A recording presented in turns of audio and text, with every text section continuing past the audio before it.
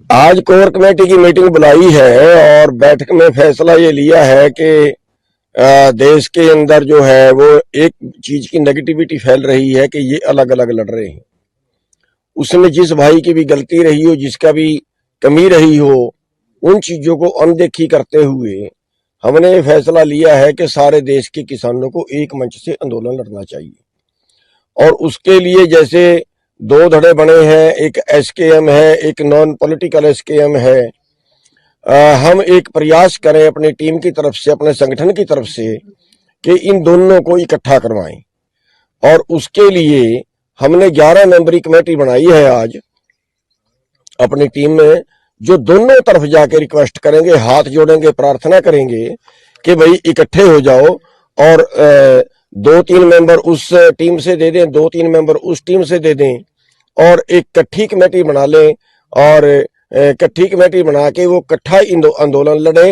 ये political non political है, इस बात को कुछ टाइम के लिए भूल जाएं कि इससे दो फायदे होंगे अगर इकट्ठा लड़ते हैं। एक तो जो आज के टाइम में सरकार हैवी है वो सरकार दबेगी जब हम इकट्ठे होंगे। सरकार हैवी इसलिए है कि हम पटे हुए हैं। और दूसरा, जो आज लोगों का हौसला नहीं बढ़ रहा है, लोगों के अंदर एक नेगेटिविटी है कि सारे इकट्ठे नहीं है, तो लोगों का हौसला 4 गुना बढ़ेगा और सरकार भी उससे दबेगी और सरकार ज्यादा बात मानेगी। तो ये हमने आज फैसला लिया है।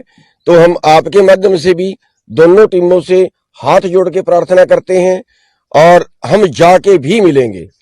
और भी जो भाई आंदोलन में सक्रिय होना चाहते हैं, चाहे वो कहीं के हैं, उनको भी सबको इकट्ठा करके, चाहे वो हरियाणा के हैं, वो पंजाब के हैं, वो कहीं के हैं, सबको इकट्ठा करके जो है वो एक मंच पे लाने की कोशिश करेंगे। हमारी टीम ये काम करेगी, ये आज हमने फैसला लिया है और हम हाथ जोड़ के हम पीछे रह के काम करेंगे। हमें चौधरी बनने की जरूरत नहीं है, ये फैसला भी हमने साथ में लिया है। 11 मेंबरी कमेटी में किस को लिया है?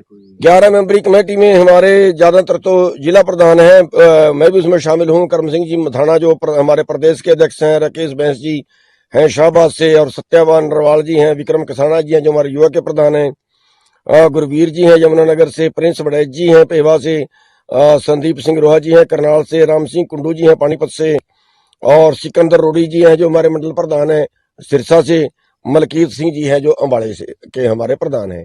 ये 11 मेंबरी कमेटी बनाई है और ये 11 मेंबरी कमेटी ये बहुत जल्दी अभी से ये काम शुरू करेगी।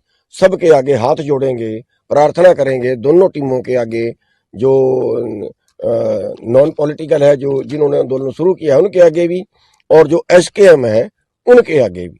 अभी थोड़ी देर पहले भी लाठीचार्ज हुआ है चोपता के पास, उसको लेकर क्या? हाँ, अभी पता चला है कि वहां पे लाठीचार्ज हुआ है और हम सरकार को ये कहना चाहते हैं कि ये क्रूरता जो है ये छोड़ दे, कहीं इसका नतीजा आपके सामने गलत ना आए और फिर कहीं भड़क के ऐसा हो कि जो कोई अनहोनी हो। अभी आप जो जिस तरह से कर रही है सरकार, वो बिल्कुल क्रूरता है, जैसे बॉर्डर पे किया गया है।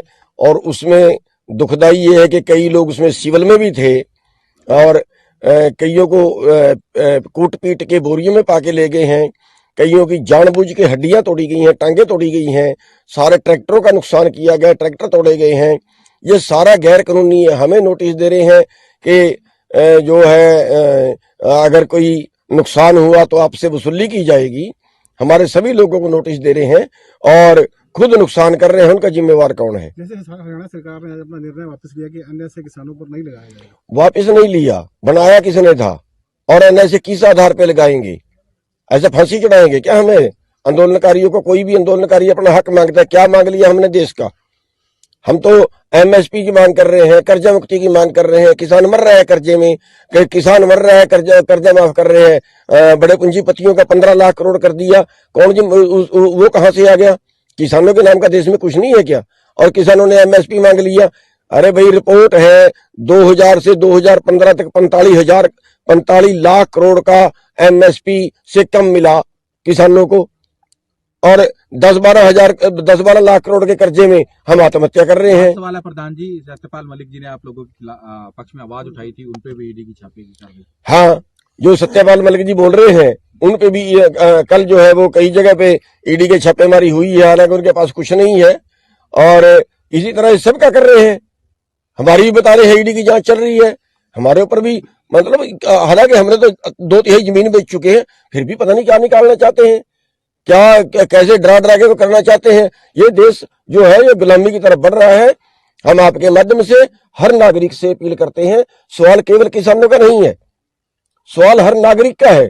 कल कोई आंदोलन करेगा उसके साथ यही होगा, जो अपना अधिकार मांगेगा उसके साथ यही होगा। आंदोलन का मतलब अधिकार मांगना, इसका मतलब ये है कि जनता अधिकार ना मांगे, कुछ बॉस लोग हमारे ऊपर जो है वो बॉसगिरी करें। एसकेएम का ट्रैक्टर मार्च है, समर्थन करेगा आप लोगों को? देखिए, हम अभी प्रयास कर रहे हैं दोनों से जो है दोनों को इकट्ठा करने के, और उसके बाद वो जो भी कॉल देंगे, दोनों मिलकर जो भी कॉल देंगे, हम उनकी हर कॉल का जो है वो जो है उसको एक्सेप्ट करेंगे, हर कॉल में भाग लेंगे। और लेकिन आगे वही हमें कोई आगे होने का शौक नहीं है, कोई चौधरी बनने का शौक नहीं है। हम जो है हाथ जोड़ के दोनों के आगे प्रार्थना करेंगे कि किसान शहीद हुआ शुगर, क्या पंजाब सरकार ने 1 करोड़ देने की घोषणा की, क्या हरियाणा सरकार से मांग करेंगे, क्योंकि गोली हरियाणा की? देखिए, पंजाब सरकार ने जो घोषणा की है उसका ठीक है, लेकिन वास्तविकता ये है कि ये कत्ल है।